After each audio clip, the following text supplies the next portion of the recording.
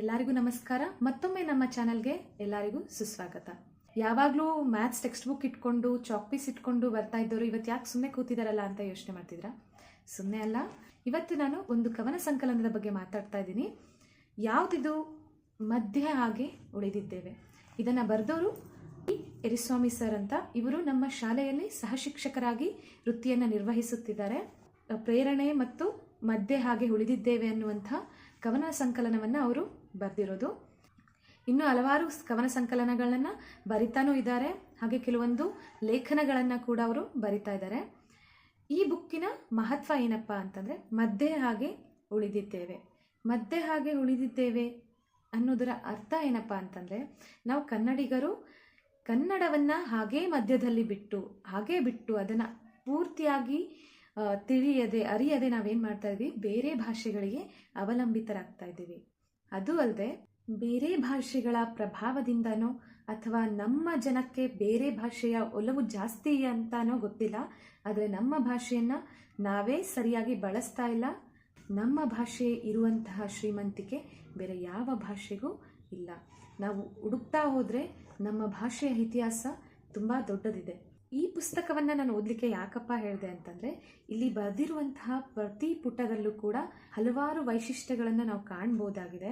ನಾವು ಯಾವುದೇ ಪುಸ್ತಕವನ್ನು ನಾವು ಓದ್ತಾ ಹೋದರೂ ಕೂಡ ಮೊದಲ 2 ಪುಟಗಳನ್ನು ನಾವು ಬಿಟ್ಟು ಓದ್ತೀವಿ. ಯಾಕೆ ಅಂತಂದರೆ ಅದರಲ್ಲಿ ಏನೂ ಇರಲ್ಲ, ಯಾಕೆ ಓದಬೇಕು ಅನ್ನೋದೊಂದು ಅಥವಾ ಅಲ್ಲಿರುವಂಥದ್ದೆಲ್ಲ ತುಂಬ ಅಷ್ಟು ಇಂಪಾರ್ಟೆಂಟ್ ಅಲ್ಲ ಅಂತಲೂ ಗೊತ್ತಿಲ್ಲ. ಆದರೆ ಈ ಪುಸ್ತಕದ ಪ್ರತಿ ಅಕ್ಷರಗಳು ಕೂಡ ಕನ್ನಡ ಪ್ರೇಮಿಗಳಿಗೆ ತುಂಬಾ ಮುದ ನೀಡುವಂತಹ ಶಬ್ದಗಳು ಅಂತಲೇ ಹೇಳ್ಬೋದು.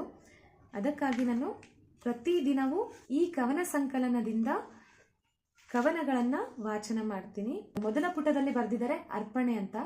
ಅರ್ಪಣೆಯಲ್ಲಿ ಕೂಡ ಎಷ್ಟು ವಿಶಿಷ್ಟವಾಗಿ ಬರೆದಿದ್ದಾರೆ ಅಂದರೆ, ಕನ್ನಡ ನಾಡು ನುಡಿ ನೆಲ ಜಲದ ಬಗ್ಗೆ ಕಾಳಜಿ ಇದ್ದು ಸಂಸ್ಕಾರ ಸಂಸ್ಕೃತಿಯನ್ನು ಉಳಿಸಿ ಬೆಳೆಸಿದ ಕನ್ನಡ ಮನಸ್ಸುಗಳಿಗೆ ಕನ್ನಡ ಸಾಹಿತ್ಯವನ್ನು ಕೊಂಡು ಓದಿ ಕನ್ನಡ ಭಾಷೆಯನ್ನು ಆಸ್ವಾದಿಸಿ ಸಂಭ್ರಮ ಪಡುವ ಕನ್ನಡದ ಬಂಧು ಬಾಂಧವರಿಗೆ ಈ ಸಂಕಲನವು ಅರ್ಪಿತ ಅಂತ ಹೇಳಿದ್ದಾರೆ. ಎಷ್ಟು ಚೆನ್ನಾಗಿ ಹೇಳಿದಾರಲ್ಲ. ಓಕೆ, ನೆಕ್ಸ್ಟ್ ಪ್ರಕಾಶಕರ ನುಡಿ. ಇದು ಇನ್ನೂ ಅದ್ಭುತವಾಗಿದೆ. ಓಕೆ, ಕವಿತೆ ಬರೆಯಬೇಕು, ಬರೆದ ಕವಿತೆ ಮನಮುಟ್ಟುವಂತಿರಬೇಕು, ಮನಮೆಚ್ಚಿದ ಕವಿತೆ ಸ್ಫೂರ್ತಿ ತುಂಬಬೇಕು, ಸ್ಫೂರ್ತಿ ತುಂಬಿದ ಕವಿತೆಯು ಹೊಸ ಹಾಡಾಗಬೇಕು. ಈ ರೀತಿಯ ಕವಿತೆಗಳಿಂದಲೇ ನೀವು ಕನ್ನಡ ಸಹೃದಯಗಳಿಗೆ ಹತ್ತಿರವಾಗುತ್ತಿದ್ದೀರಿ. ಕನ್ನಡದ ಹಂಬಲ, ಕನ್ನಡದ ಒಲವು, ಕನ್ನಡ ಬೆಳೆಸುವ ಹಠವನ್ನು ನಿಮ್ಮ ಸಾಹಿತ್ಯದ ಮೂಲಕ ಹೊರಹಾಕಿ ಕನ್ನಡಾಭಿಮಾನ ಮೆರೆದಿದ್ದೀರಿ. ನಿಜವಾಗ್ಲೂ ಅವ್ರು ಬರೆದಿರುವಂತಹ ಲೇಖನ ಹಾಗೇ ಇದೆ. ಅವರಿಗೆ ಕನ್ನಡ ಅಂದರೆ ಅಷ್ಟು ಪ್ರೇಮ, ಜೊತೆಗೆ ಕನ್ನಡ ಅಕ್ಷರಗಳನ್ನು ಅವರು ಎಷ್ಟು ಭಾವನಾತ್ಮಕವಾಗಿ ಕನ್ನಡದ ಬಗ್ಗೆ ಮಾತಾಡ್ತಾರೆ ಮತ್ತು ಕನ್ನಡದ ಬಗ್ಗೆ ಬರೀತಾರೆ ಅಂದರೆ ನಿಜವಾಗ್ಲೂ ಕನ್ನಡ ಸಹೃದಯಗಳಿಗೆ ಅದನ್ನು ಮುಟ್ಟುವಂತೆಯೇ ಇರುತ್ತೆ. ವೃತ್ತಿಯಲ್ಲಿ ಶಿಕ್ಷಕರಾಗಿ, ಅವಿಭಕ್ತ ಕುಟುಂಬದ ಜವಾಬ್ದಾರಿಯುತ ಸದಸ್ಯರಾಗಿ, ಕನ್ನಡ ಸೇವೆಗೆ ಸೇವಕನಾಗಿ, ಸಾಹಿತ್ಯ ಕೃಷಿಯಲ್ಲಿ ಶ್ರಮಿಸುತ್ತಿರುವ ನಿಮ್ಮ ಕಾರ್ಯವೈಖರಿ ಯುವ ಪೀಳಿಗೆಗೆ ಆದರ್ಶವಾಗಲಿ. ಹಲವಾರು ಗೌರವ ಸನ್ಮಾನ ಪುರಸ್ಕಾರಗಳಿಗೆ ಭಾಜನರಾಗುವಂತಾಗಲಿ. ಪ್ರೇರಣೆ ನಿಮ್ಮ ಮೊದಲ ಕವನ ಸಂಕಲನ ಮಧ್ಯೆ ಹಾಗೇ ಉಳಿದಿದ್ದೇವೆ 2ನೇ ಕವನ ಸಂಕಲನವು ನಮ್ಮ ರಾಜಲಿಪಿ ಪ್ರಕಾಶನದಲ್ಲಿ ಪ್ರಕಟವಾಗುವುದು ಹರ್ಷದಾಯಕವಾಗಿದೆ. ಜಿ ಎರಿಸ್ವಾಮಿ ಅವರ ಪ್ರತಿಭೆಗೆ ಕನ್ನಡ ಬಂಧುಗಳೆಲ್ಲರೂ ಹಾರೈಸುವೆವು.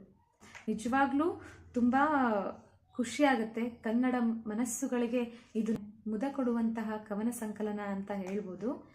ಇವರು ಹಲವಾರು ಪ್ರಶಸ್ತಿಗೆ ಭಾಜನರಾಗಿದ್ದಾರೆ, ಹಾಗೆ ಹಲವಾರು ಕಾರ್ಯಕ್ರಮಗಳನ್ನು ನಡೆಸಿ ಕೂಡ ಕೊಟ್ಟಿದ್ದಾರೆ.